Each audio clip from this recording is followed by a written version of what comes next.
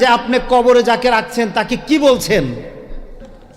আপনি যখন কবরে রাখেন ওই কবরবাসীকে উদ্দেশ্য করে বলছেন মিনহা খালাকনাকুম, এই মাটি থেকে তোমাকে সৃষ্টি করা হয়েছে। আচ্ছা, মাটি থেকে মানুষের কোন অংশ সৃষ্টি করা হয়েছে? দেহ। আর আমাদের রূহ আল্লাহর তরফ থেকে ওয়ার্ডার, মাটি থেকে নির্যাস সৃষ্টি করা, মাটির নির্যাস দিয়ে আমি সৃষ্টি হয়েছি। এর জন্য আপনি যখন কবরে রাখেন তখন আপনি বলেন মিনহা খালাকনাকুম, সুবহানাল্লাহ বললেন না?